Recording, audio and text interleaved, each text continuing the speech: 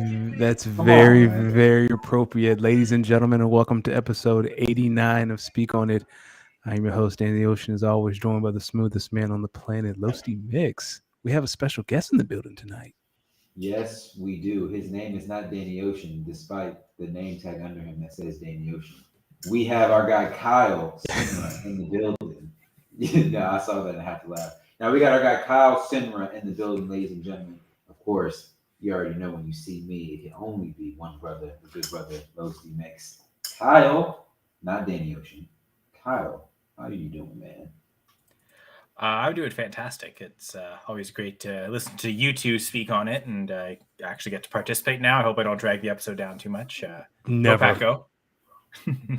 Kyle, Appreciate it, you're like guys. you're like one of the few guests we've had, and you're the only multi-guest speaker we've Yeah. had. So, and you came back three times, which means clearly we're doing something right here. We're clearly doing something right. Danny, my brother, how are you doing, man? Oh, buddy. We didn't get to talk last week after the Eagles stuck their foot all up in San Francisco's ass. I'm doing great, beloved. It has been a Mm. great week. Hopefully it ends on Sunday. Well, I'll take that back. It was a great week, and what's hard to say until Kyrie became a Maverick. Then the week kind of took a left turn. But It's funny. You from were an the first investment, person I thought of when that trade happened. It's like, oh yeah, Danny likes Luca. I wonder how that combo will do. we'll talk about that later. That's a very sad state of affairs. But on the gridiron, you know, Eagles knock out not one but two quarterbacks. They make it to the Super Bowl. They run all through that vaunted 49ers defense I kept hearing all this gibberish about. And now they Mm. face the greatest of them all that's not named Tom Brady. So very excited.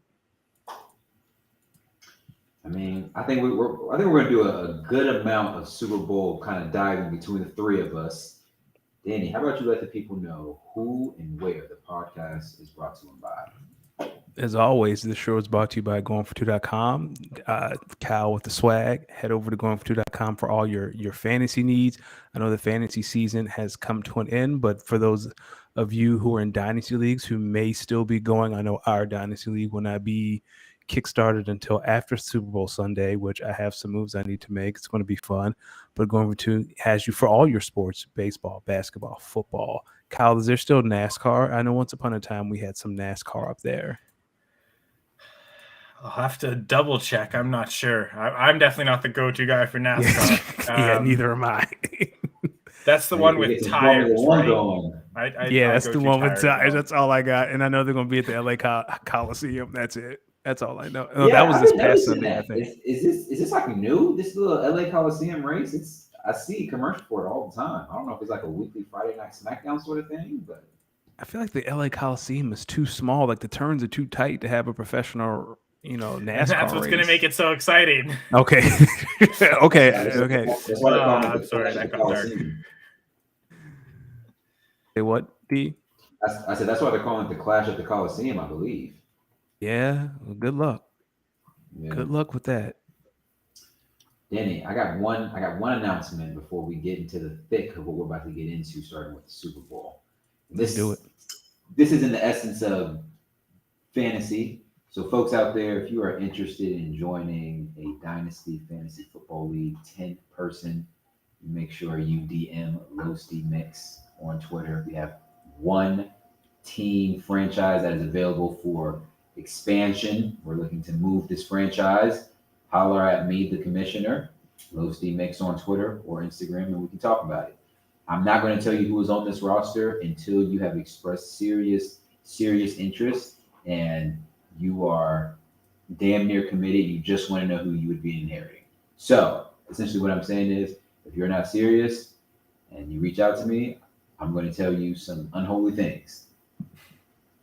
Well, So, D, this is I'm interested. How much does it cost?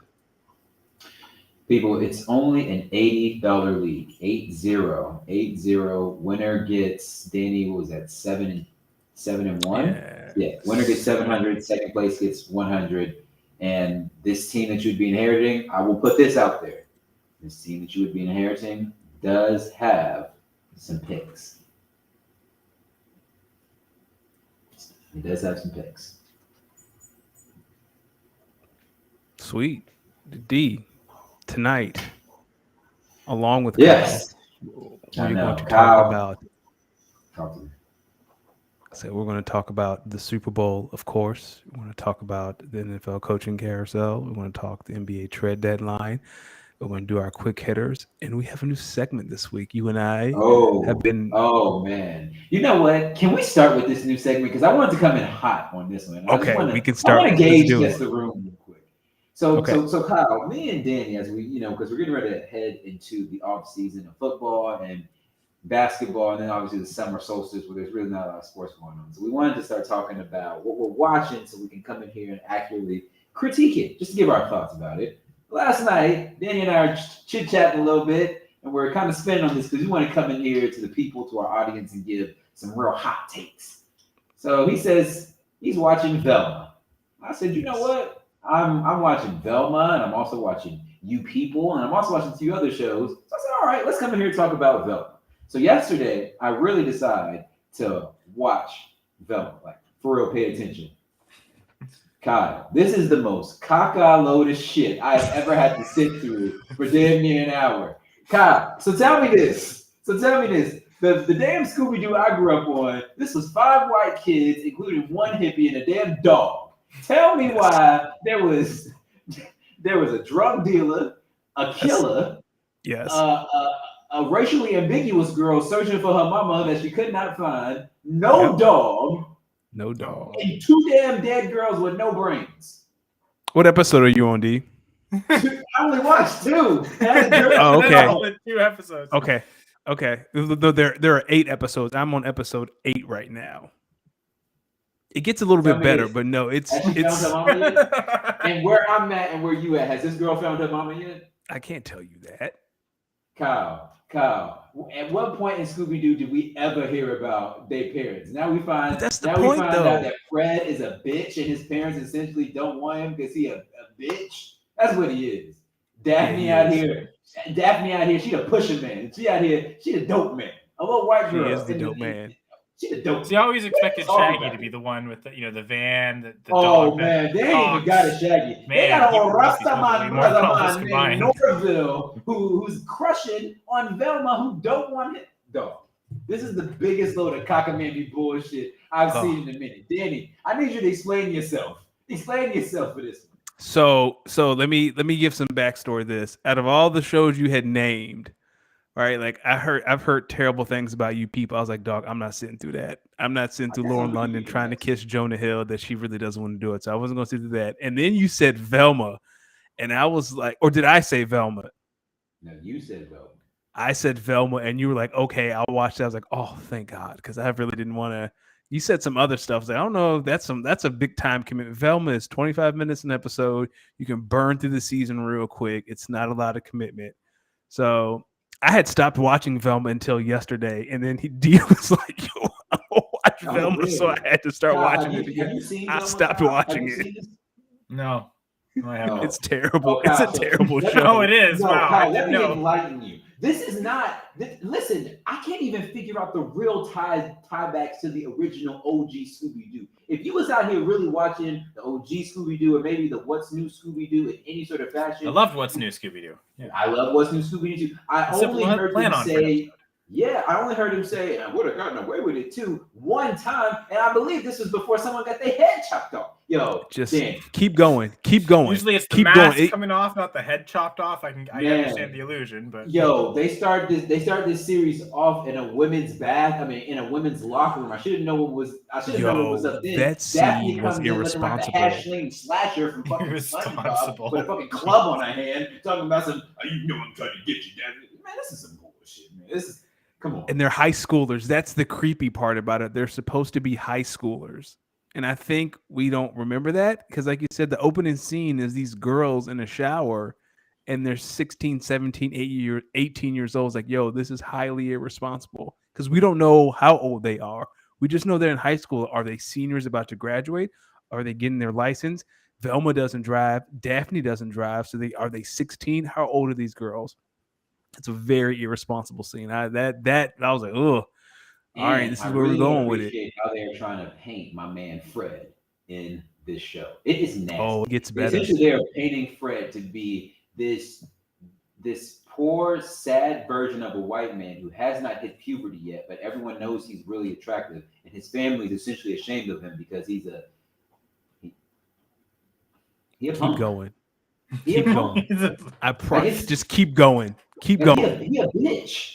He is. He is a He's like- grade A bitch, but keep going. I promise. The Fred story gets a lot better. Oh,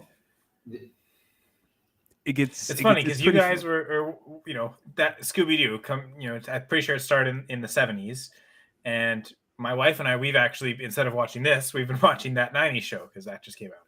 now I will say, Kyle, I'm with you because I just finished that 90s show. What are your thoughts on that 90s show?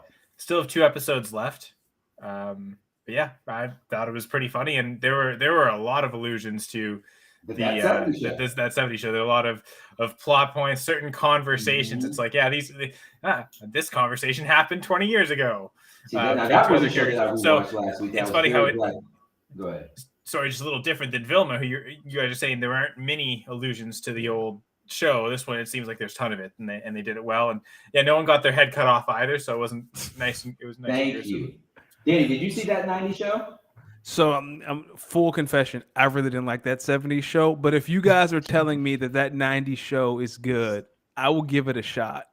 But it's not going to make it's not going to make any sense because you haven't really seen that 70s show. I mean, I've seen all of that 70s show. I just watched it because of Mila Kunis. I know that 70s show. Nah, guard, yo, excuse your horny self, yo. Mila Kunis. Yeah, she's like, it's funny because you're talking about teenagers in the other show, but I would assume it's probably adult actors playing teenagers. But Mila Kunis is actually a teenager in that show. I mean, she's older than me, so at it was first all anyway. good. Like, I guess she's an adult later. I will say that I'm glad that of that 70s show, I would say the biggest tie-in, Kyle, let me know if you disagree. I say the biggest consistent tie-in is Fez.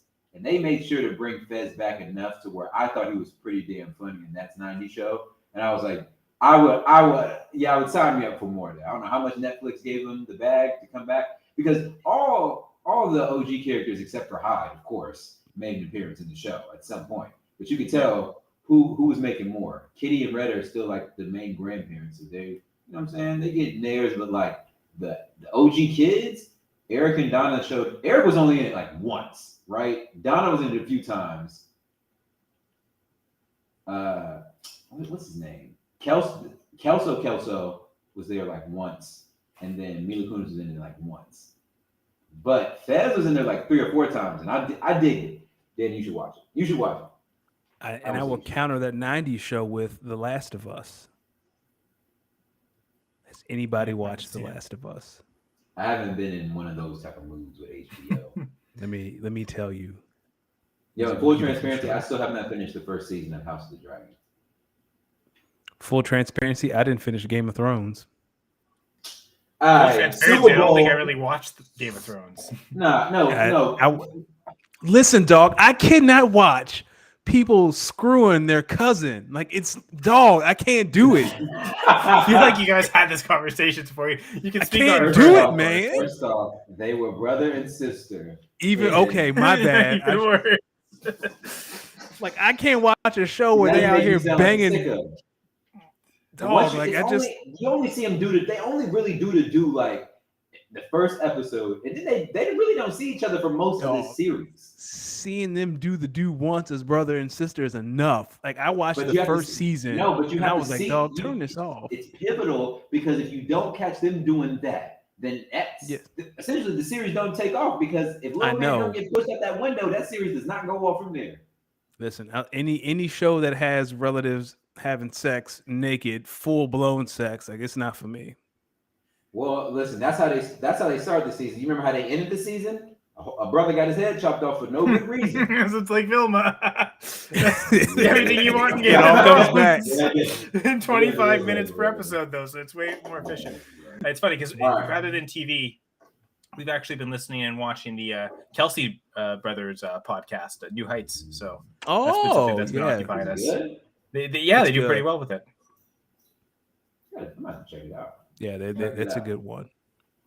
Only other thing that I would say before we get into the Super Bowl, speaking of the Kelsey brothers, you people, Whoa. Has anyone On else? Black History Month, you gonna say that? No. I'm saying the movie, you people. Yo, are you dead ass, yo? Yo, you dead ass. You people. Let me tell you something. The movie, you people. Oh, brother. Let me tell you something. The first 30 minutes, I had to like stop that movie like 2 to 3 times because like I was uncontrollably laughing, getting ready to piss my pants. And then, well, let's just say the plot thickened or never thickened, and I was sitting there wondering, wait, how did this happen so fast? How did we go from y'all meeting to 6 months later y'all are engaged to how now we're figuring out how this family dynamic thing is going to work? I thought that was a little bit rushed. I would say I think they were a little over the top with some of the stereotypes. And this is what I'm gonna say. Eddie Murphy's in the movie. I thought Eddie Murphy was pretty hilarious in this movie. Danny, Eddie Murphy was a Nation of Islam Muslim No, who he was wasn't. super militant and was a firm believer in the Farrakhan. Oh, he was a Black Israelite. Yeah, and so this is Lauren London's parents. Jonah Hill's parents, listen to this, guys, Jewish of the most Jewish of Jew parents you could imagine. And Julia Louis-Dreyfus, aka Mrs. Elaine Bennis, for my Seinfeld fans out here, she is the overcaring Jewish mother. So, just off of that information, this is a romantic comedy. Imagine how the conversation between these two groups of families is going to go when they get together. Would Kyrie watch this movie and approve? Listen, there was a part in the movie. They were sitting down. They was at dinner. Eddie Murphy go to start talking about how he met the Honorable Minister Farrakhan, and you can, and he's talking to her parents. Yeah, let's go to the Super Bowl. Yep, time to talk about the Super Bowl. Yep, what's up, Gator J? How you doing? Thanks for coming by. We appreciate you spending time with us today on this Super Bowl preview. Yeah, it's time to talk about Super Bowl. Super Bowl. Holy shit, Super Bowl, Danny. Hold on. Now, if do you want me to talk? Do you want me to kind of enter the Super Bowl since it's a little biased? But I can do it. I can do it. Like because my bias is put to the side for now. So for all you guys who live on a rock, Super Bowl set. It's finally time for the game. We have a great matchup. The two number one seeds, the number one seed NFC, the Philadelphia Eagles, will face the number one seed Kansas City Chiefs on Sunday at 6:30. And Rihanna's doing a halftime show. Some people may call it the Fenty Bowl if you don't care about football. Anyway, probably heard the storylines by now. Two starting Black quarterbacks facing each other for the first time ever in the Super Bowl. First time we've had two brothers playing against each other in the Super Bowl. Andy Reid versus former team, yada, yada, yada. But let's talk about the actual play on the field. So out of the offense and the defense and the special team, I will ask you, Kyle, first. Who do you believe has the advantage on each side of the ball? I mean, special team, you would know this better than I would, but it seems like special team, like the Chiefs are always just so well coached up. And I think it's more just, are they going to have, their key returners available more than anything? But I'd imagine like it's tough to say any team has the edge on special team over the Chiefs. So at the very best, for like in terms of the Eagles scenario, I think it's probably neutral. Like, are the Eagles a strong special teams team? Hell no. That is my biggest fear. Covey is the worst punt returner in the NFL. That man will fair catch it with no one around for 20 yards. Like the Eagles, each drive going to start at the 20. Like, just go ahead and buckle up. It's going to start at 20. So I guess we're starting off negative for the Eagles. Okay, already. Yep. Sorry.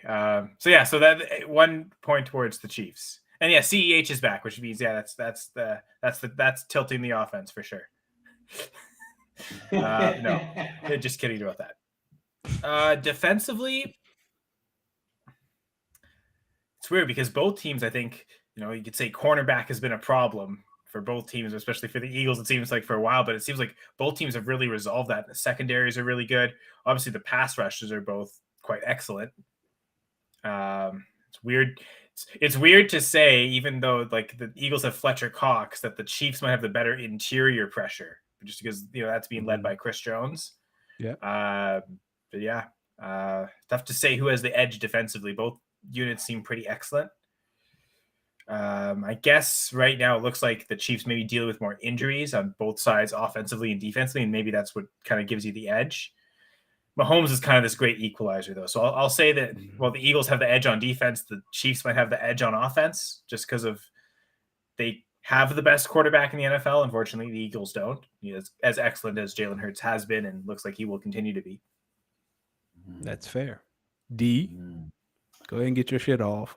Man, I like where Kyle was going. So I start on the offensive end. I think I agree with a lot of what Kyle was saying. I think from a quarterback perspective, the Chiefs have the clear advantage. I mean, you have what I don't want to say clear because that's throwing some shade at Jalen Hurts. The Chiefs have. No, you can say clear. You can say clear.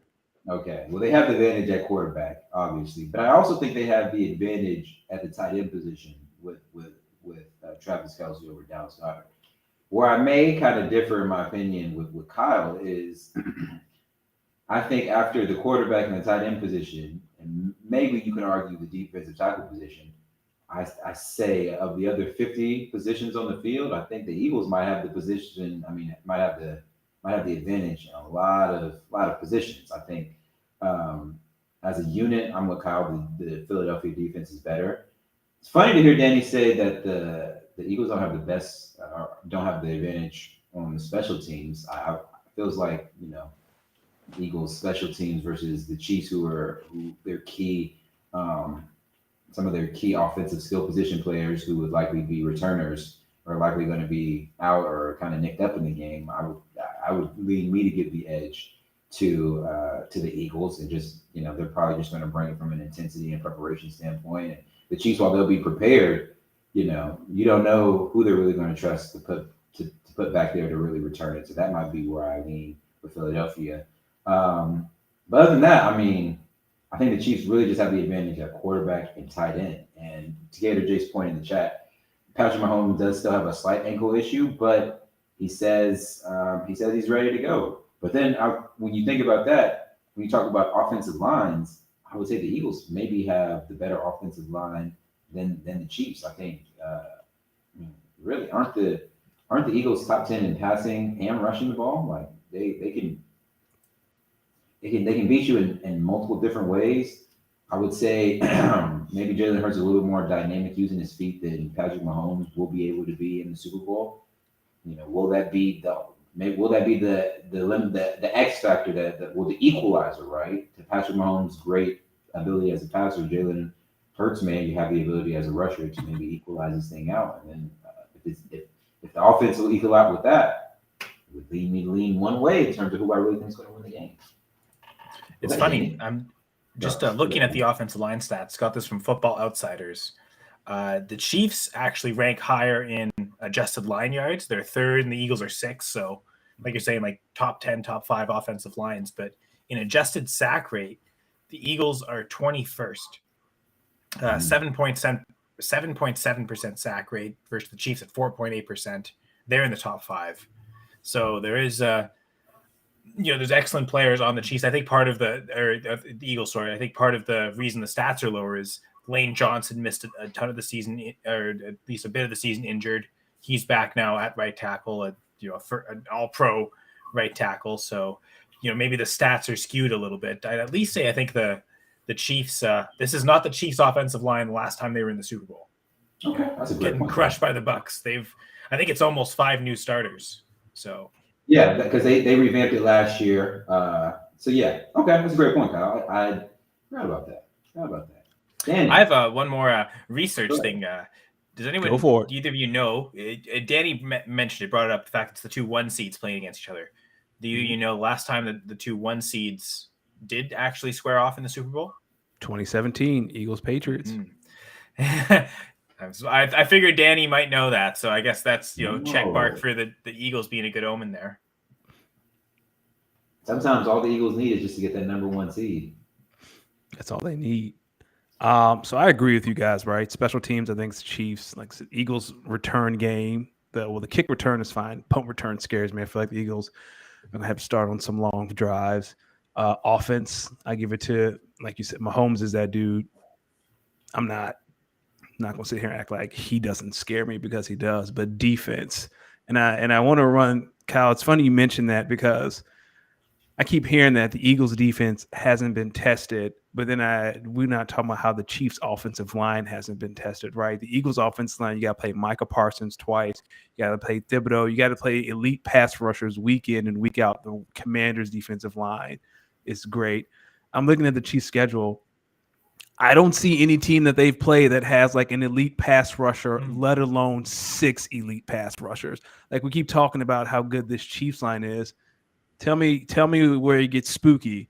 Cardinals, Chargers, Colts, Bucks, Raiders, the Bills, but I don't think Von Miller was still healthy when they played that game. The Niners, they blew out the Niners, so that's Bosa.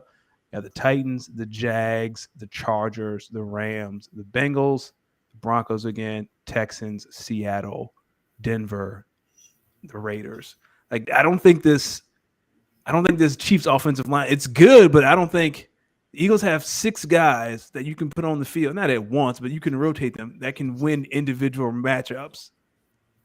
Patrick Mahomes is going to be running for his life. We're going to find out what that ankle feel like because Hassan Reddick is going to blow that man up just like he did Brock Purdy, just like he did Josh Johnson. You want to put Travis Kelce in the block, God bless you, because Juju Smith-Schuster doesn't scare anybody. Like, I'm not here to, like, puff my chest, but the Chiefs' offensive line is going to be in some deep trouble, especially if we get to a situation where we know the Chiefs got to pass. Yeah, and my next question for the Chiefs is, outside of Travis Kelce, who is going to win the one-on-one battles? Like, who is going to... Hartman's out. He's on IR, so that takes... You don't have a guy that can take the top off the defense. I mean, we got Sky Moore. You got Sky, you got Juju. We've seen MVS come alive in championship games before. I think about the game against the Bucks. He might have arguably been the best player for the Packers in that game, and they unfortunately lost. In this case, he won. Don't know what he's going to do in a Super Bowl, though, but he's never played in a Super Bowl, but at least he looks like he's certainly the healthiest wide receiver with some experience. So it's maybe going to have to be Marquez Valdez-Scantling that wins a lot of those one-on-one matchups.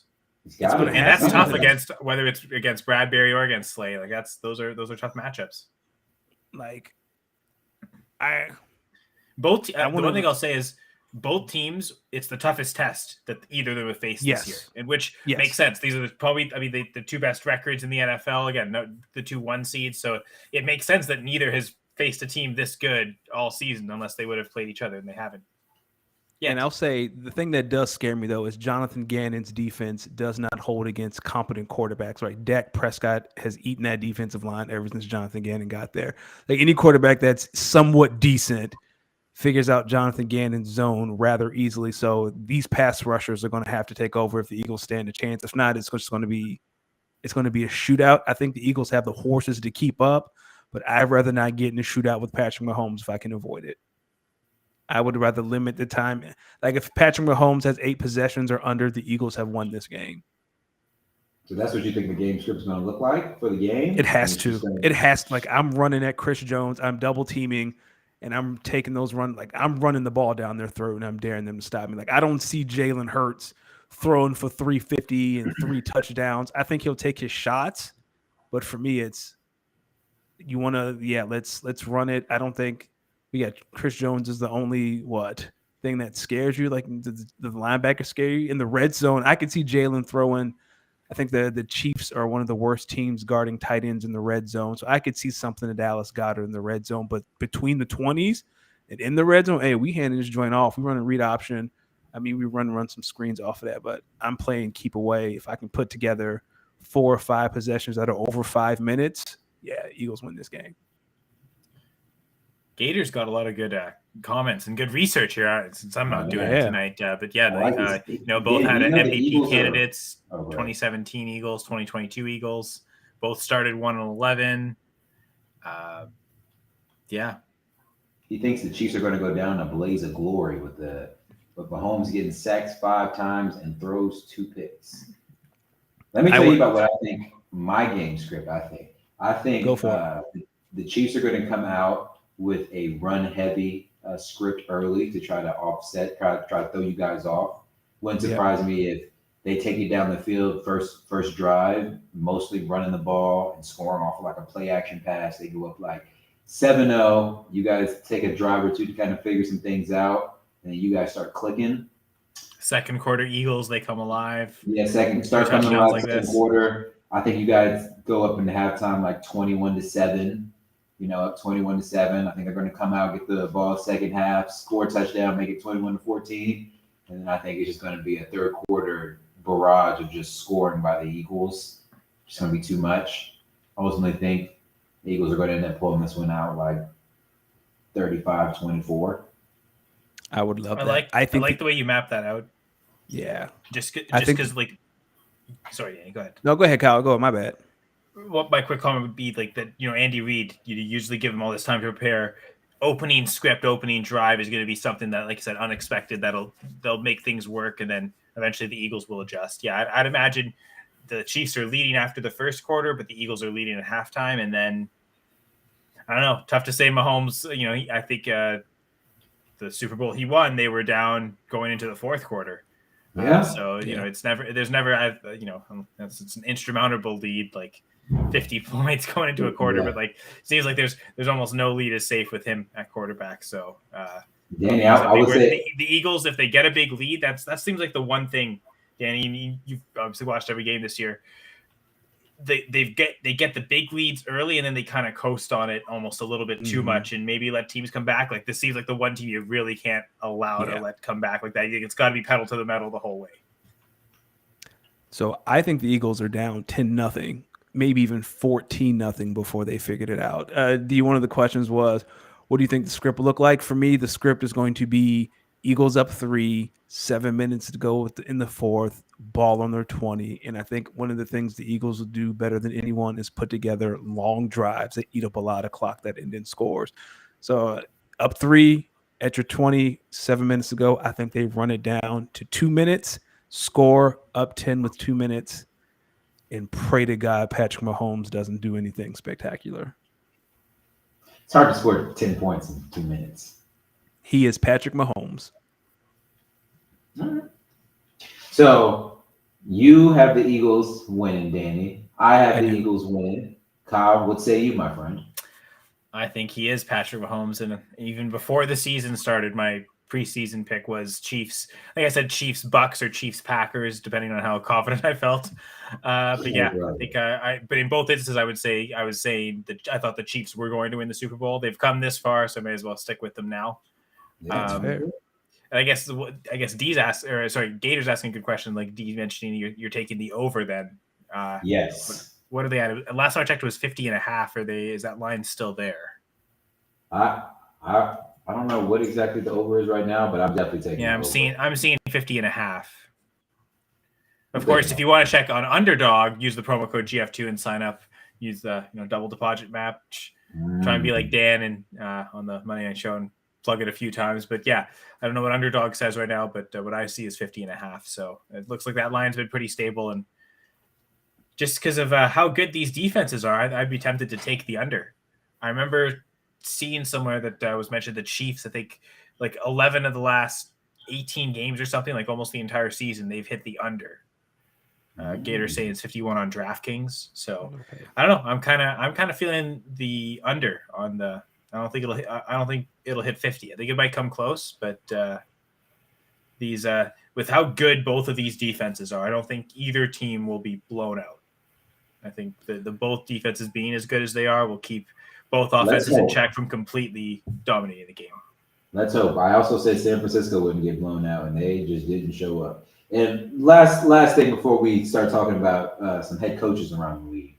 So all you 49ers fans, rest in piss for one. Rest in fucking piss for one. Piss. And for two, it didn't matter if it was Brock Purdy, Josh Johnson, Dwayne Rock Johnson, Byron Johnson, Jesus Christ Johnson. Vince Carter Johnson, Jalen Johnson. I think the Rock Johnson was a linebacker, so yeah, it don't matter who it was out there. Does not it matter. Did not matter who the quarterback was. That ass cooking whatever was coming. Pause. You're gonna get smoked. Like, thank you. It was from the first drive to the very last drive. I said, The 49ers have no business being on the field right now. Even when Frauds. Brock Purdy was in hell. Brock Purdy was in hell. For that one drive, he was in hell.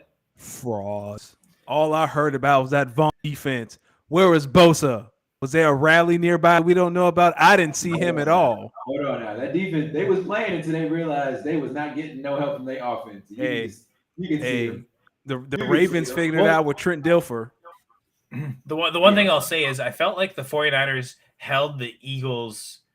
I mean, other than that one Devontae Smith catch, no catch, the big play aspect of the Eagles offense wasn't there. But I thought the Eagles executed at key times. When they got to the red zone, they were efficient in the red zone. And that's usually the mark of, like, can a team win a championship or just a playoff contender? Are they converting those red zone opportunities into touchdown as opposed to field goals? It seems like the Eagles are really good in that area. Mm-hmm. And Jalen overthrew AJ a couple of times. The big play was there. It's just Jalen's off. And I hope his shoulder is okay because they're going to need the threat. I don't think AJ or Devontae are going to have huge games, but they're going to have to hit on some deep balls at least once or twice to keep that Chiefs defense honest. Because if not, like, they're just going to stack the box if they think Jalen can't throw. Lost in that Devontae Smith catch, no catch, a couple plays before, or I guess it would have been like 4 or 5 plays before. The Eagles gained a first down. AJ Brown caught this pass like off the turf, basically. Yeah. Like that was incredibly impressive. And then that other catch happened. We later realized it wasn't a catch. And I was like, oh my God, like 2 insane catches by Smith and AJ Brown on the opening drive. What are we in for today? 2 more things before we go ahead, D. My bad. One thing I'm gonna say is this: if there was a sleeper for longest touchdown reception by any player in this game, Quez Watkins.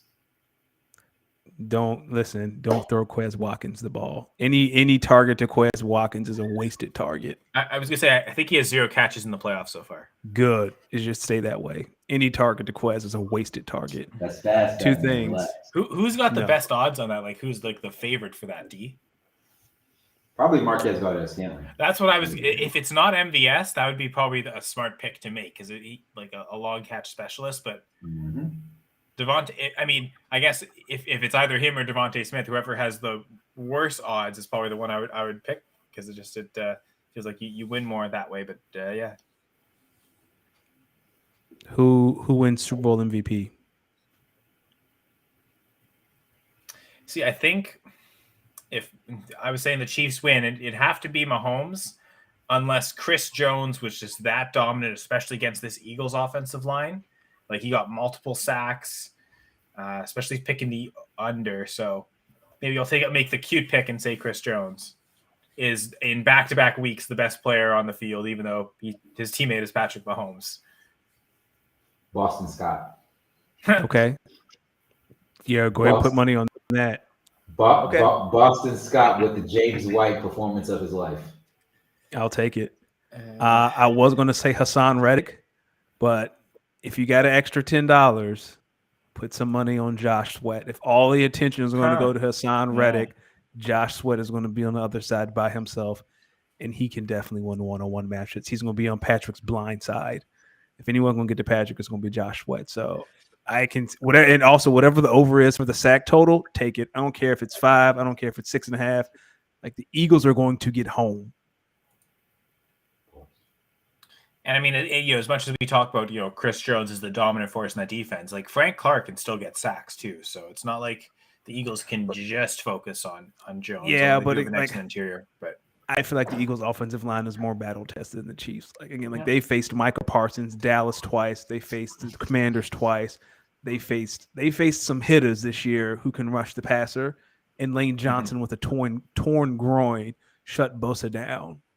Like if old boy still has the step, he can beat Mailata. Mailata struggles with speed rushers, but Chris Jones is a defensive tackle. Like, I mean, you can put him on the edge if you want. He'll get run over. Not to disrespect Chris Jones because he definitely was the best player on the field last week. I think the Eagles' offensive line is more tested than the Chiefs' offensive line. But I'll say I do agree with you, like saying going the over on the sacks because I think like especially if both teams could possibly get it, but yeah, the Eagles could certainly push that total high.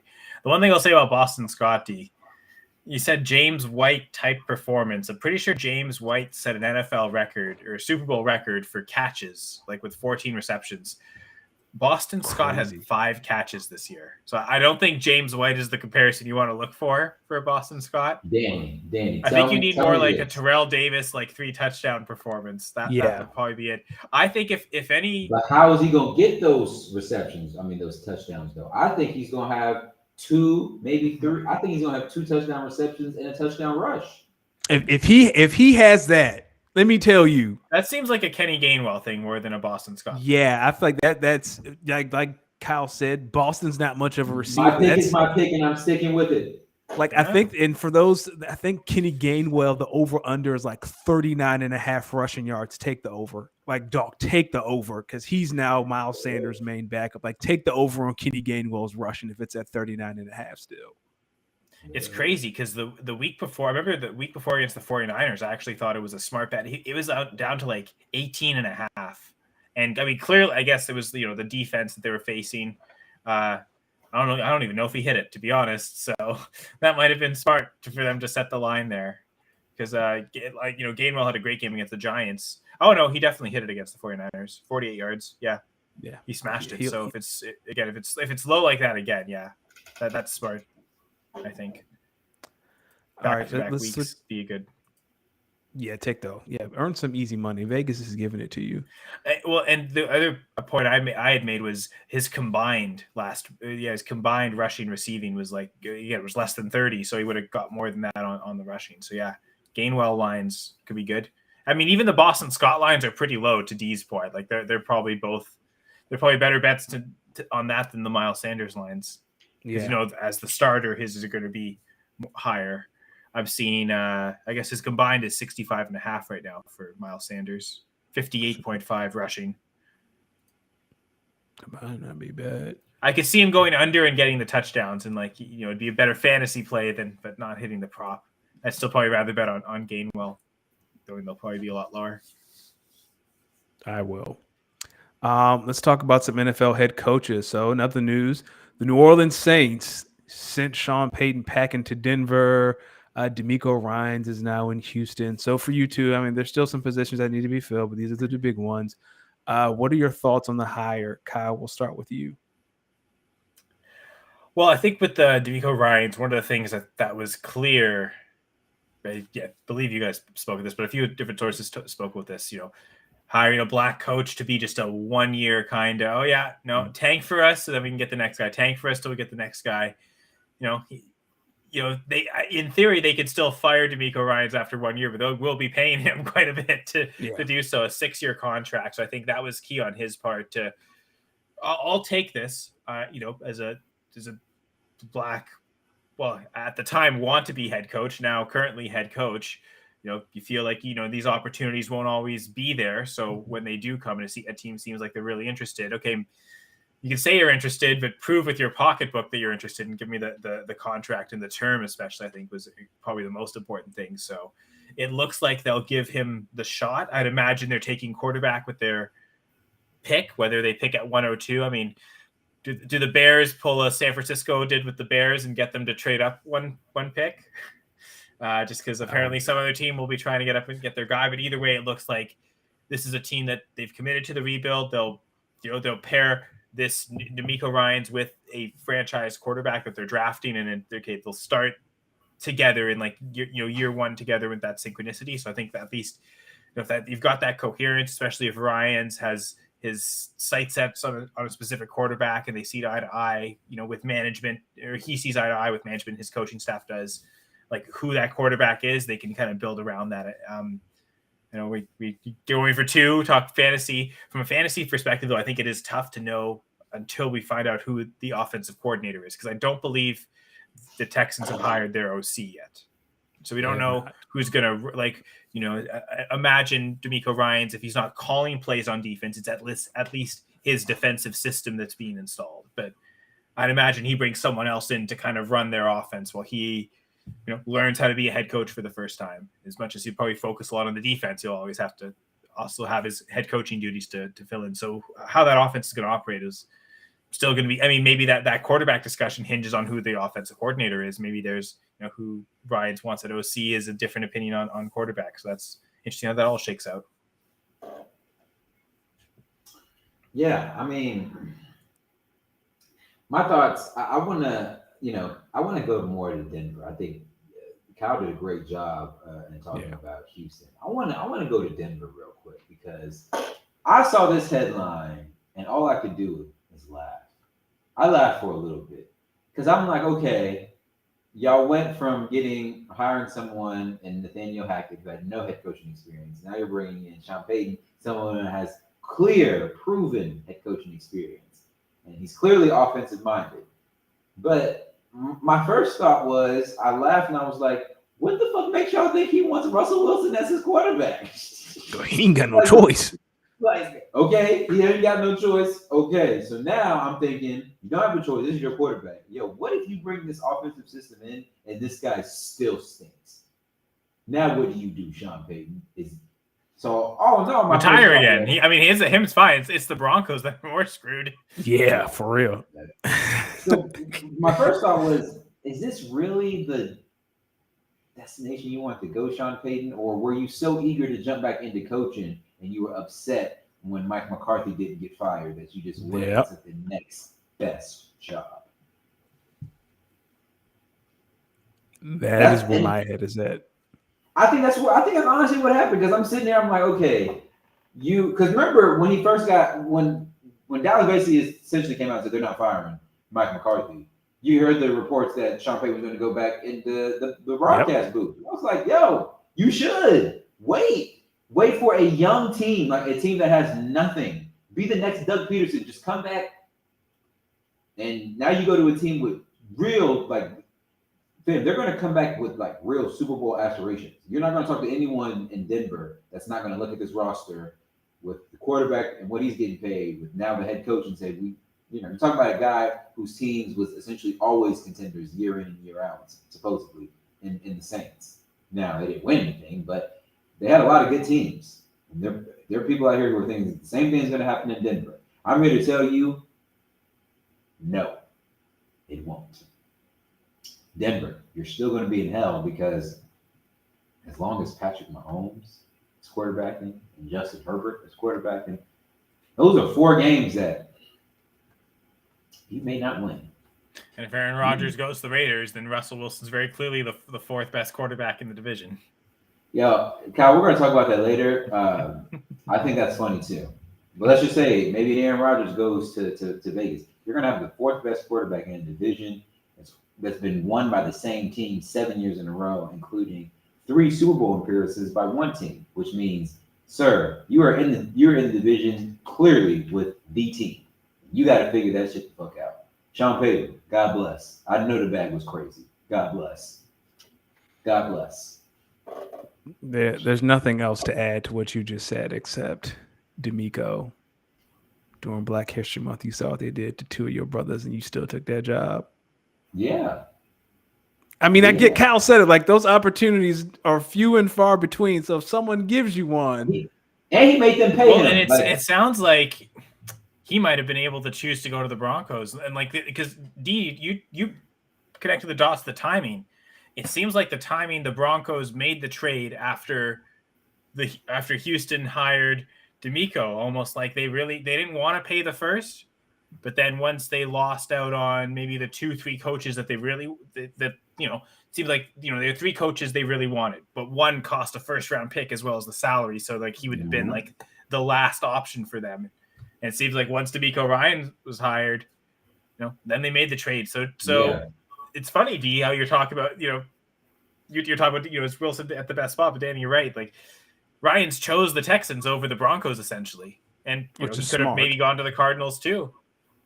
It seems like the Panthers were always tied to Frank Reich. I don't know if that was one where he might have not had it, but it seems like D'Amico Ryans, outside of it saying Frank Reich to the Colts, seems like he was the hot hire that had his choice of jobs, and maybe strange that he did choose the Texans. So, speaking of which, I'm glad you brought that name up. Frank Reich, you must be one of the nicest men out here on planet Earth. You must just be a nice dude. I don't understand it. You just got to be a nice dude. That's all I'm gonna say. You just got to wait to another spot where he doesn't have a quarterback. So good luck, dude. Yeah, you just got to. He has to be a nice individual, because I just don't understand how and why. I mean, you got the best out of Carson Wentz, and you've seen the worst of Carson Wentz. So that's quite a wide range. Frank Reich been riding that for the past 5 years. Yep. One quick question, one more thing. Out of those two teams, which team makes the playoffs first? I feel like we're all going to say the same thing. Which two? Houston, Denver? Yeah. The Texans. Yeah. I'm with the Texans. I can see Denver doing it. I just think of how far. I mean, the Texans were like they've been one of the worst teams in the NFL the last 2 years. Like they you know, other than the god awful Chicago Bears, they would have been the worst team. So they have a lot of road to go to get better, I think. So but at the same time, they're in a division where they play the Tennessee Titans, the Indianapolis Colts. Put some respect on Jacksonville's name. I was gonna say, Jacksonville. They're gonna struggle with Jacksonville, but that's 4 games that they got a chance to look decent. And I guess, it's funny. Let's see where Aaron Rodgers lands. Because if he goes to the Raiders, I'll say it's the Texans that are sooner to make the division. If he gets traded to the Titans or the Colts, though, that's a tougher division there. I maybe say the Broncos have a bit of an easier path. I think Aaron would raise holy hell if they were like, "Hey, dog, we sending you to Indianapolis." Yo, I'm gonna feel bad for my man because come on, bro. You wanted Michael Pittman instead of Jordan Love. Here you go. Yeah, right. Like, all right, man, you get him. Yeah, I'm with you, D. I think it's the Texans. Texans have the 5th most cap space. They have 2 picks in the top 10, and they play in the AFC South. But we'll see. Are you guys ready to shift gears to talk about some basketball? Talk to me. Shoot. Let's do it. So the trade deadline is approaching. It is Thursday. It's Thursday at noon Eastern, I believe. So far, the biggest trade that we've gotten, unfortunately, is Kyrie to the Mavericks for Dorian Finney-Smith, Spencer Dinwiddie, and a first-round pick. The Nets tried to add the Raptors into that trade yesterday to try to get Fred VanVleet. They could not do that. I know I'm the Maverick fan. I don't want to go first. I don't want to be doom and gloom. So, D, what are your thoughts on this trade?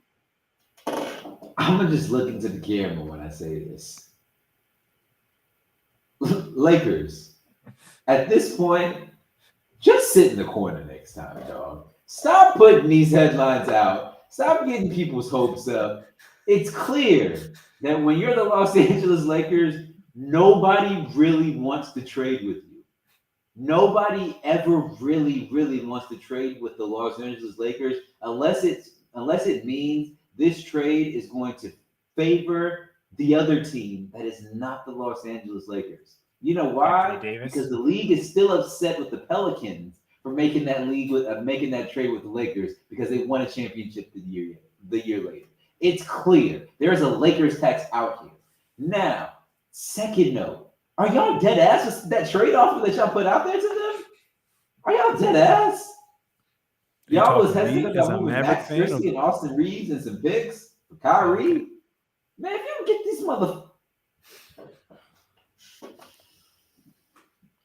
Bron, it's not you, big dog. It's not you. It's not you. You know what? Let's just get to the end of the season. I have a feeling he might break the record tonight. Huh? He might break the record tonight. You got that.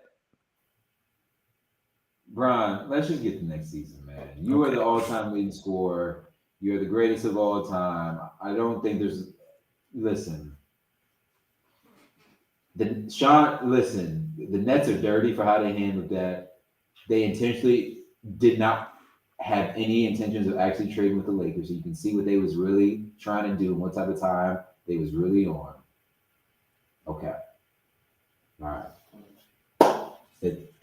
Congratulations. Y'all made the Lakers look like some damn dummies and some fools. Now y'all got to deal with Kyrie Irving and Luka Doncic. And how the hell that backcourt is going to be able to play any defense. God bless. God bless. We should have just titled the episode "God Bless." We went to the Western Conference Final last year without him. Kyle, what are your thoughts? I mean, Kyrie's a great player. So just to that is that, they went to the Western Conference Final last year, but was it? It's funny because I think you guys last year spoke about this. Was it going to be another Trailblazers? Right? They went to the Western Conference Final against the Warriors and got smacked 4 straight the one year.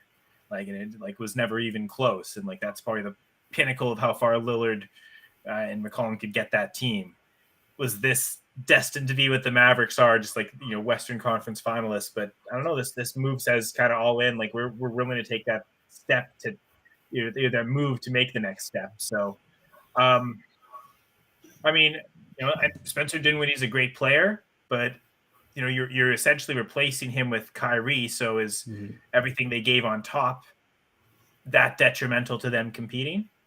Because you know, I'd say Kyrie's a better player than Spencer Dinwiddie. All due respect to Dinwiddie. So is that upgrade worth what you gave up? Danny, you're the Luka fan. I should say Mavericks fan, but in 2 years, Luka will have 1 year left on his contract, and he's going to walk into Mark Cuban's office and he's going to say, "Get me the fuck out of here. I'm tired of this." And he's going to demand a trade. And when he does that, this is going to be another chapter in the book on why does Luka want out of Dallas? The Kristaps Porzingis trade didn't work. You didn't pay Jalen Brunson last Christmas. You didn't pay him this offseason.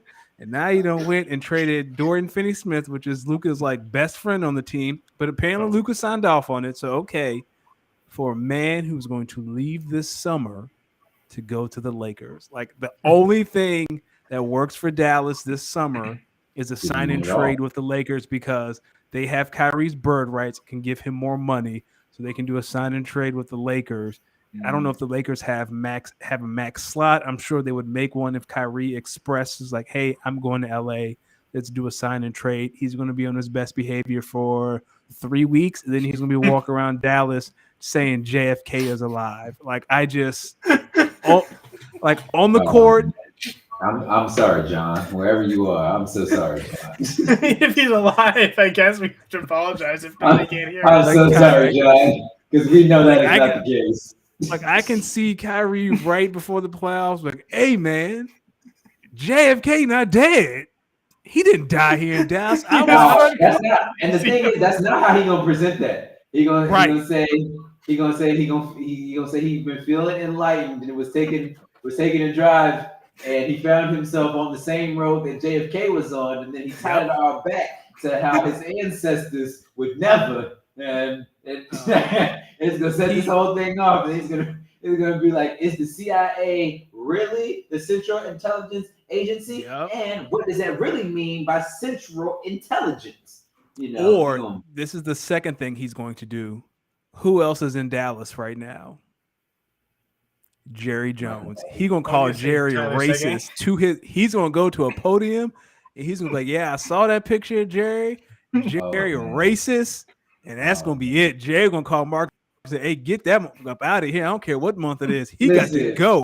You know what? He might accidentally say something like, "You know, I'm glad to be a part of an organization like the Mavericks, where our owner is really, you know, a really man of the people and united and cultured." You know, unfortunately, we've seen other owners here in Dallas and how they like to portray themselves in the media. Yep, that's it.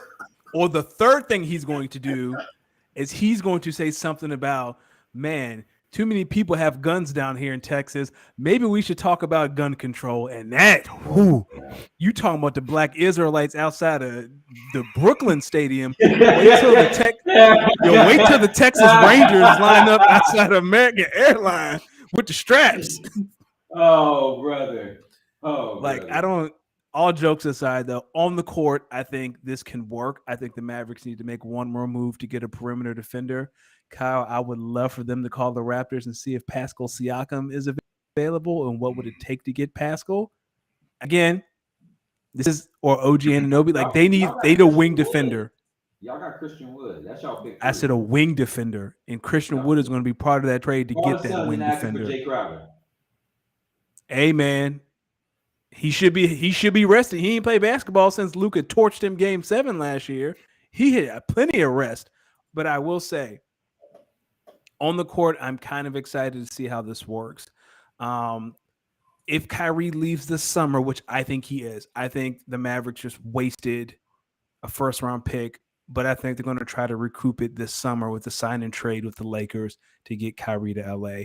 And that'll open up. This should also open up a max slot for the Mavericks to go shopping this summer.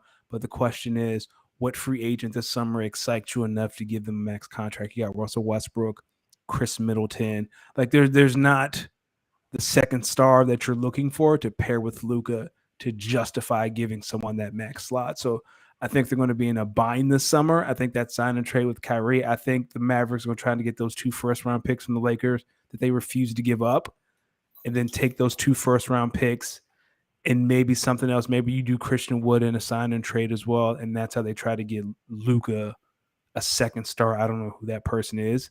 That's how I would try to play it if I were the Mavericks. God bless. God bless Dallas. I mean, Mark's going to offer Kyrie the 2-year max, which is 2 years, 80. I think Kyrie wants the 4 for 200, which he should. I don't know if Mark's going to give him 4 for 2, but I know Jeannie Buss will. Damn right. You damn right. And I mean, to the point about the Raptors, it looks like they are probably going to be more in seller mode this year. Although I'm looking at it, they're basically tied for that 10th spot in the East. And I guess comparing conferences, the East looks like the weaker conference at the bottom end anyway. The Raptors are like first team, all effort and energy and vibes. So does that? Can we talk about that as a collective? Since we're here talking about basketball, and I know Danny, we're gonna get into our quick hitter section. This can be a good starter.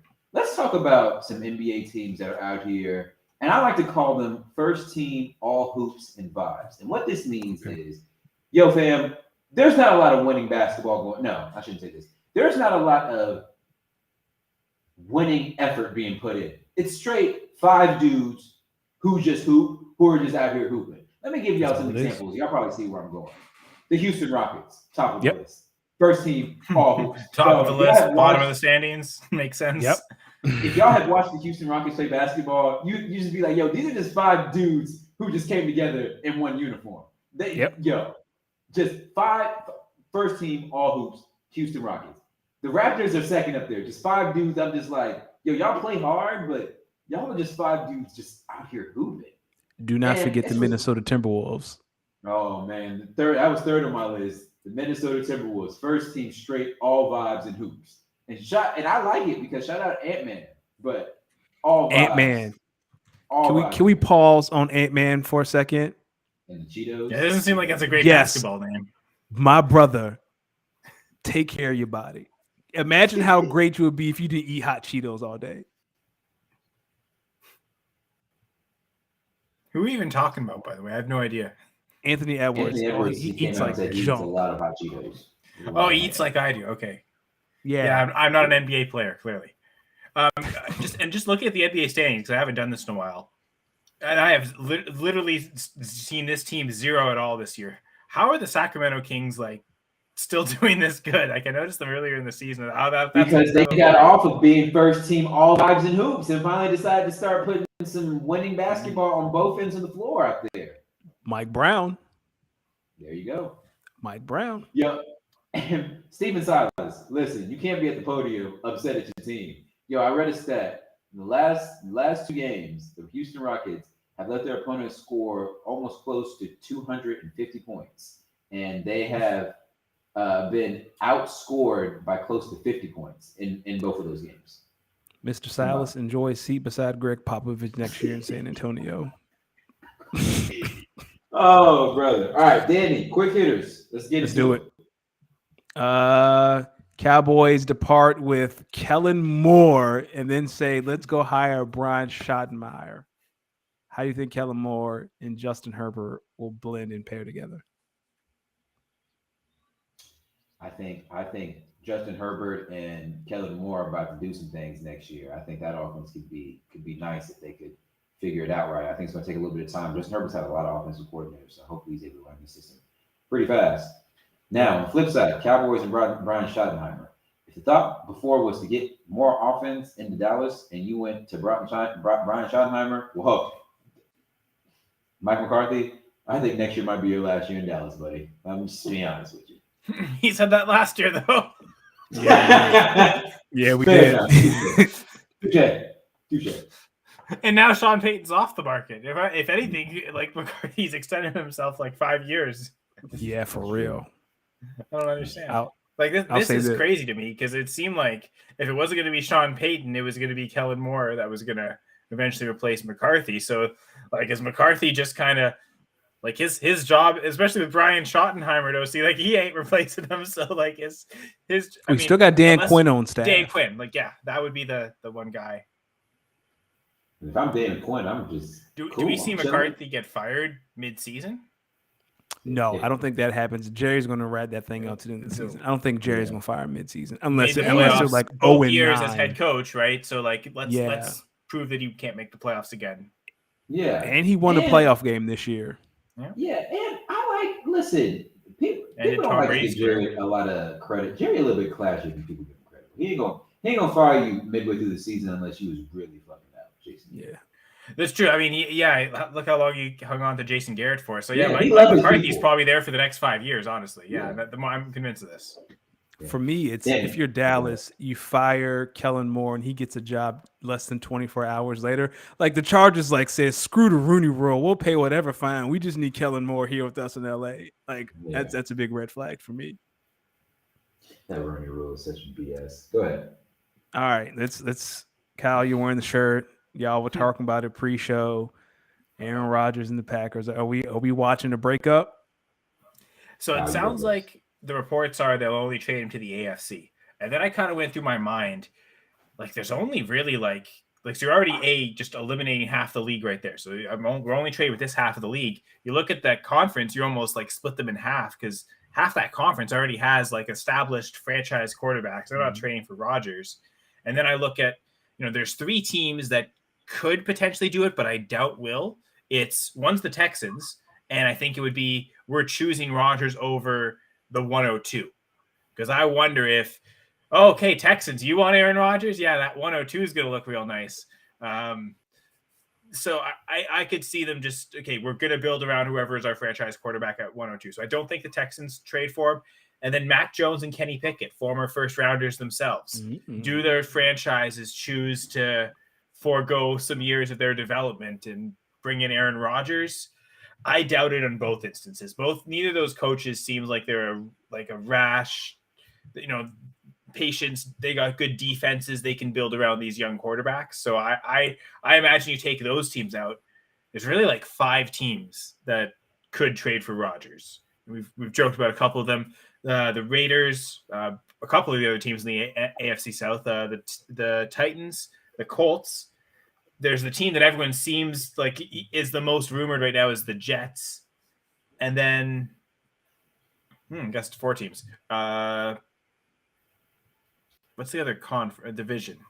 I thought there was a 5th team, but I guess those are the 4 I'm naming right now. Raiders, Colts, Titans, Jets. I'm going to throw a team out there that no one may be considering, but why not? The Dolphins. Yeah. That would be interesting. That'd be really interesting. They could be looking at it as we don't know if our quarterback's ever really going to play again. He's already getting close to finishing out his rookie deal. Do the Packers get Tua? I'd be down with that. As a Packers fan, I'd love that. Forget Jordan Love. I'll go with Tua. Really? I don't think they trade for Tua. I think they try to trade for a Jalen Waddle or you're not getting Jalen Waddle. You see, that's going to be. I don't know. I think Tua showed enough this year. Trade for, you know what I'm saying? I'd give up a bunch of picks. Yeah. Well, I think that's what teams are going to try and do. But I'm with D on insist on a player. And the Jets, I think, make a lot of sense because I think they've got the draft ammunition. Getting Elijah Moore back in the trade, I think, would count as that's an extra pick that the Jets don't have to give up. It's also a player that requested a trade last year. Probably they don't want to just outright trade him as a piece of a deal to give in to their trade demands. But if he's a piece to add to this Aaron Rodgers trade, they feel like, we can move on from him, but we don't feel like we're giving in to his demands. It's whatever it takes to get the franchise guy in Rodgers for however many years it's going to be. So I could see that being something where the Packers give Jordan Love another weapon, a la Jalen Waddle. I think not to the same extent as Waddle, and Danny's credit, like that's a reason for that. Like, because I don't think the Jets are giving up Garrett Wilson. If the Packers insist on Garrett Wilson, no, we don't want first. We want Garrett Wilson. I think the Jets just say no, and we'll figure it out. Yeah. But I think Garrett Wilson, and I mean, like, Sauce Gardner, probably only the few untouchables on that team, and I could see Elijah Moore being a piece that the Packers could see as, man, like he could potentially develop into the wide receiver one on the team. He's he could play him in the slot, the outside, a great route runner. Give him a connection with Jordan Love. Can't be worse than his connection with Zach Wilson, right? So I could see that as he gets someone who not only complements Christian Watson but could usurp him as the alpha on the team. So you're adding to Jordan Love, and plus, because it's not going to be just Elijah Moore. It'd be probably a first and Elijah Moore and maybe another late pick. You're surrounding Love with enough there, not just with Moore, but also getting that extra first round pick. I would imagine if it's the Jets first this year, that gives the Packers 2 top 20 picks. Yeah. Something, do they use that to move up and get an extra second and, get an elite asset, or they're content taking 2 top 20 picks and adding 2 pieces to the team, maybe 2 pieces of the defense like they did last year, of course. But yeah, so I could, the Raiders, the connection between him and Adams. But yeah, Colts make sense. I think the Titans are kind of a low key, kind of dark horse team that I could see making the trade.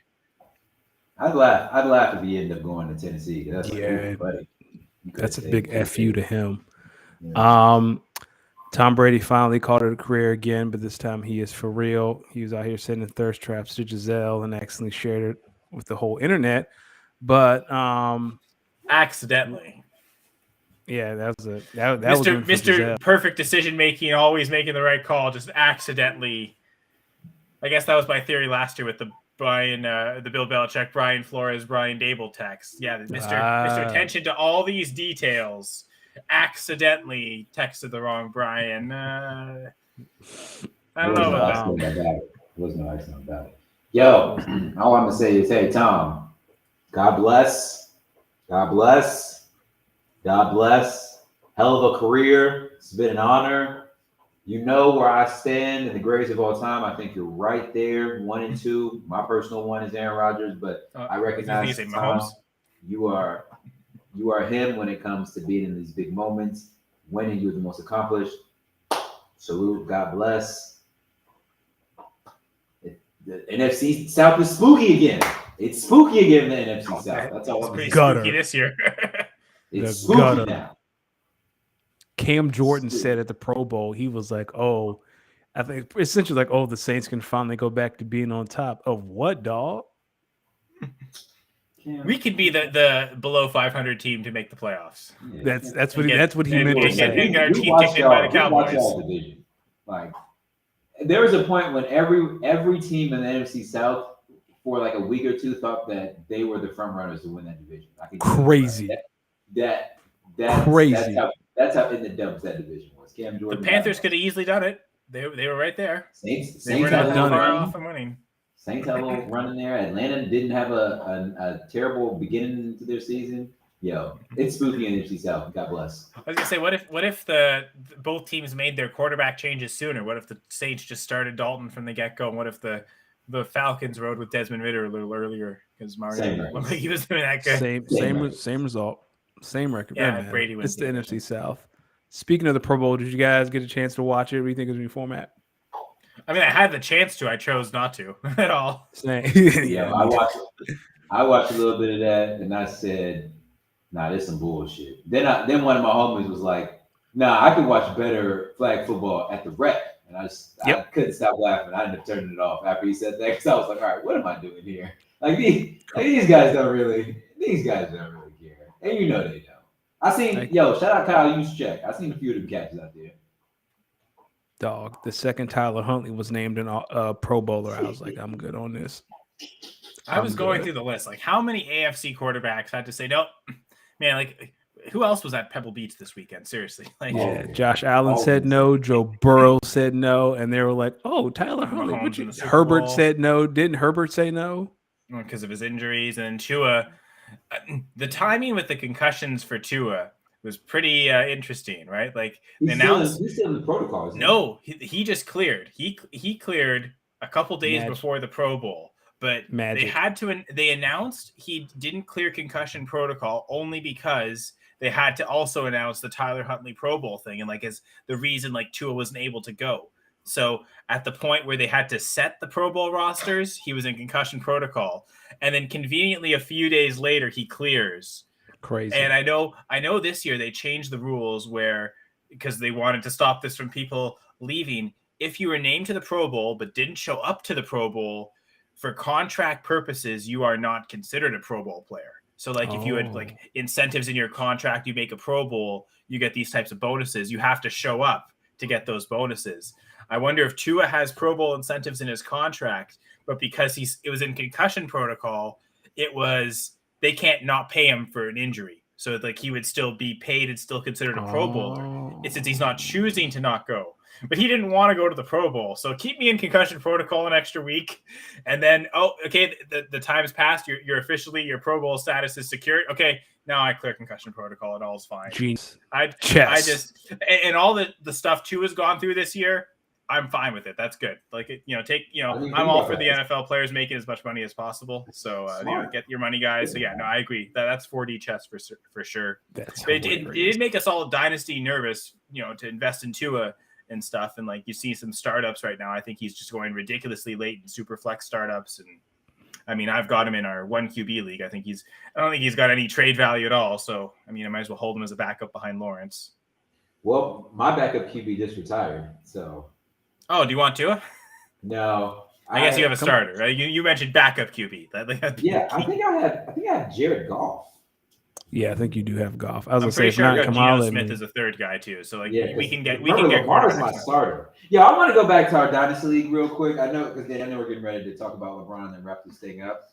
No, you're good. I want to talk about our dynasty league real quick. I want y'all to know if Lamar doesn't get hurt, my team I was winning games.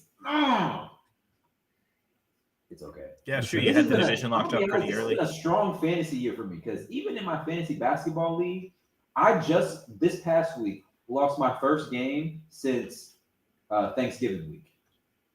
I'm currently 14-2 right now. Damn. And the two games I've lost, I noticed a trend now. The 2 games I lost, the Celtics had 2 games that week total because I have Jason Tatum. My top 3 is Jason Tatum, DeMar DeRozan, Paul George. That's a lineup. De'Aaron Fox is my point guard. I got the starting center for the Houston Rockets, Alfred Sengun. He's my starting center. I want y'all to know, all vibes and buckets out there in Houston. All vibes and buckets. Just chilling. Oh yeah, now this seems filthy. Speaking of, I think we talked about earlier. Speaking of breaking records, does LeBron break the scoring title tonight? And if he does, well, he's going to break tonight or he's going to break it Thursday, one of the two. Is the debate finally over? Is he the GOAT? Oh, Kyle, I'm gonna start us off, and I'm okay. You done this on Kyle. First off, the damn debate is over. It's been over. Stop it. Stop mentioning it. The damn debate is over. Bron is better than MJ. MJ is just the greatest scorer of all time. So respect. But in terms of purely basketball, I'm gonna say this. How can a dude be the greatest scorer of all time and also be top 5 in assists and not be considered one of the all-time greats? He's also top 10 in rebounds too. How could you not look at him as he literally does everything a basketball player does? Everything. The numbers say he's top 10 in everything. He has 4 rings. He's been a part of 3 of those rings came when his team was the favorites. 1 came against a team that he was very, very favored against. I mean, yeah, he's not undefeated, but I would say in most of his finals he's been to, he ain't been the favorite. It is what it is. Listen, greatest of all time, 4 rings, leading the league in scoring all time, a record that everyone thought would never be broken. Last time this record was broken, Rick James and Tina Marie was out here making music. Let's really keep it a bean of how Like, come on, we get ass. Like, booger sugar was the best thing out in the streets right now. That was the real crack days. During the real crack days, people, is when Wolf broke this record. Y'all gonna sit here and tell me that the dude who has played 20 years straight with no signature shot, he didn't have no sky hit. He just had straight hoops.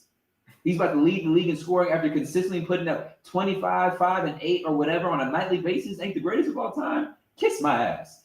Greatest of all time, LeBron James. Period. The one thing with you say greatest scorer of all time, he's going to have the most points. And I make this contestation in hockey, right? Like Wayne Gretzky has the most goals all time, but I don't consider him the greatest goal scorer of all time. And I know with hockey, part of it is just like the era in which he scored tons of goals compared to other times. Like the years where he had he has the record. Gretzky has the record, 92 goals in a season. That year, the goals per game is the third highest in NHL history. And like the only 2 seasons higher than that were like 2 of the first 3 years when like no one knew how to play goaltending. Like the first couple of years of hockey, it seems based on those goal totals. So it's like this crazy outlier season. And yeah, he was at the top that year, scored more in that season than anyone's ever scored in any season. But the entire league was kind of elevated at that point. Now, Alex Ovechkin might actually eventually break the goal scoring record. I think he would definitely be considered, in my books, the greatest goal scorer of all time, because in this era of hockey, that especially when he played, goals per game have like struggled to get to 3. And like, that year that Gretzky had 92, it was above 4. Now this is a little different, but the idea that, LeBron has the most points all time. However, how many seasons do you think he actually led the league in scoring? 2? Was it 1 or 2? No, he has 0 scoring titles, or 1. He has 1. 2008. Yeah. Michael Jordan has 10.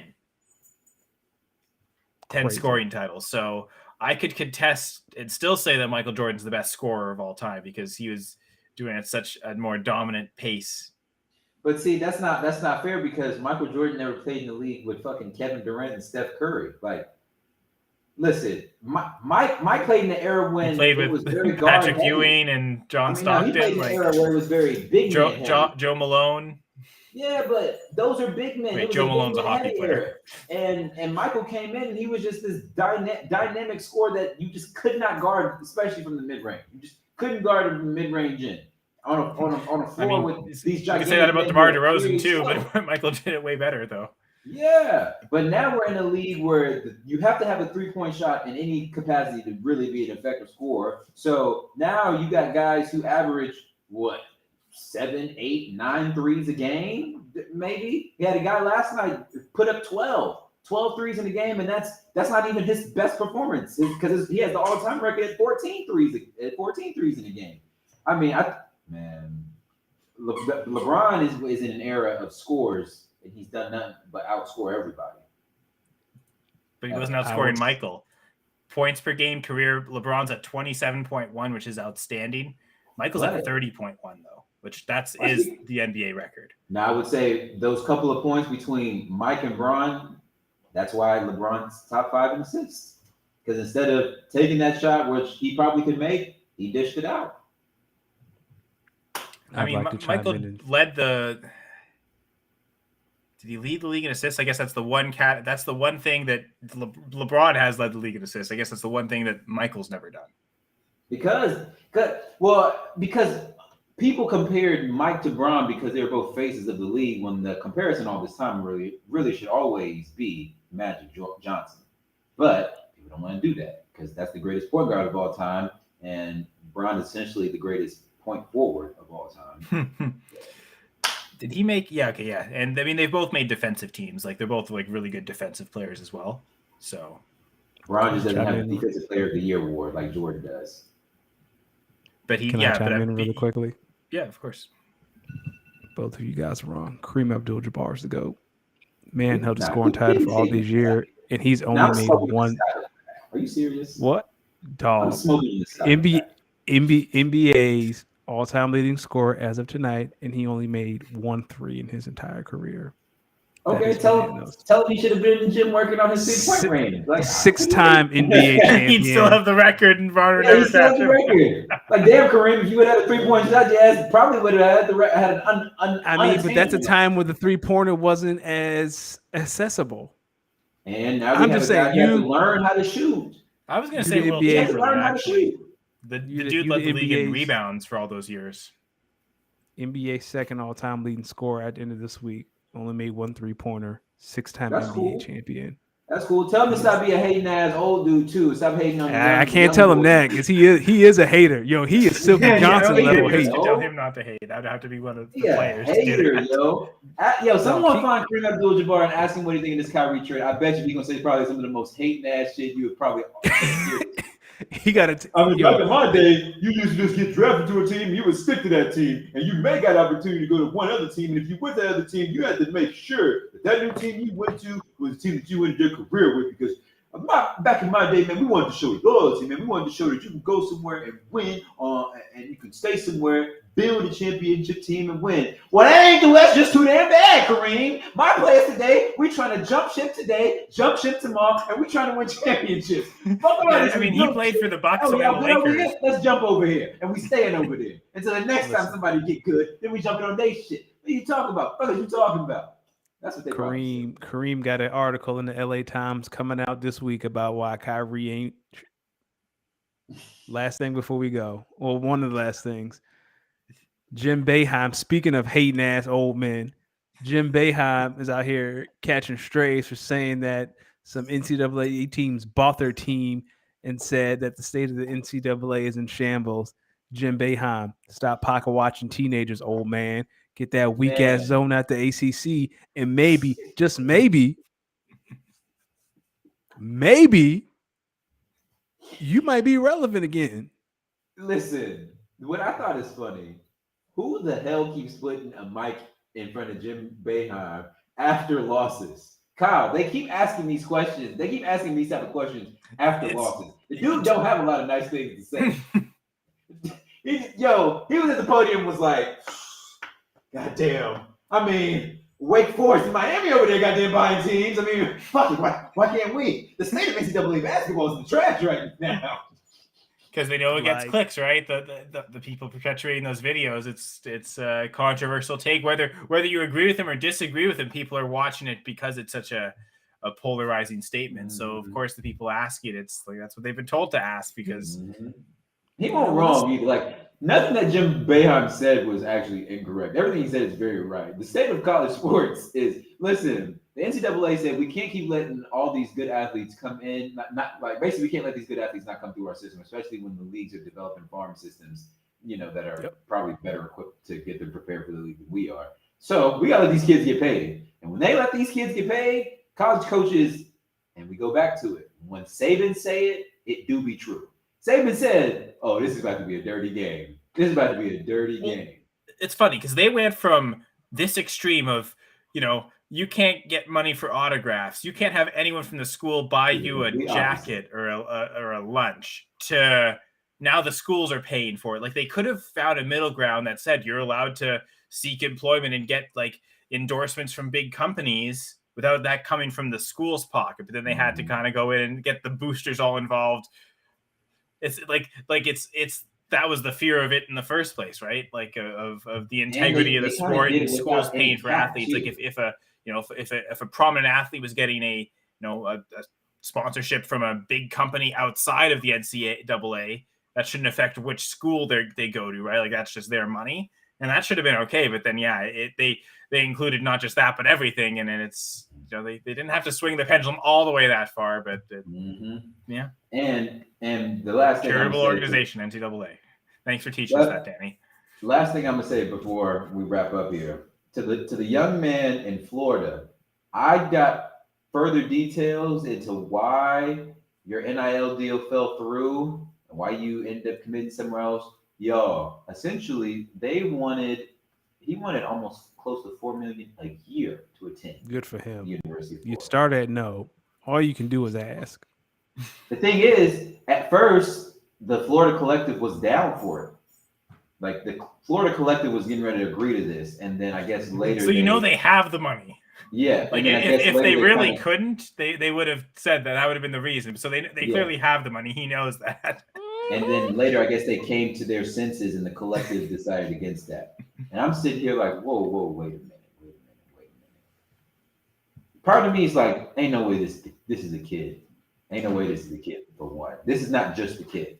Danny, Kyle, I think we both know you give one of these high school kids, one of these high school athletes a contract for $250,000 and up, they are going to say yes immediately.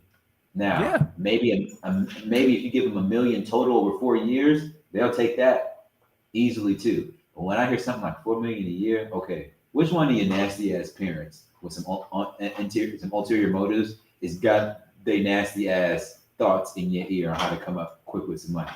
Now, I'm not saying I'm against it. All I'm gonna say is, you bark up that tree. Don't be mad if someone decides to come piss on it too. Yeah, people end up in ditches with that kind of money. Because they buy too expensive a car, they don't know how to drive it, and it swerves off and goes into a ditch. Is that? I'm talking about them Jerry Jones ditches. If you get my drift, I do. I get your drift. Kidding. Yes, I'm sorry I deviated the conversation. Yeah, you think they're gonna let you ride around in Oxford, Mississippi, in a Rolls Royce just because you play a little bit of football? You'd be like, hey, come follow the smoke on the side of the road. The trees aren't on fire, my friend. Come join us. Kyle, let the people know where can they find you? Let people know where they can find you on a weekly basis. Well, definitely not in Oxford, Mississippi. That's for sure.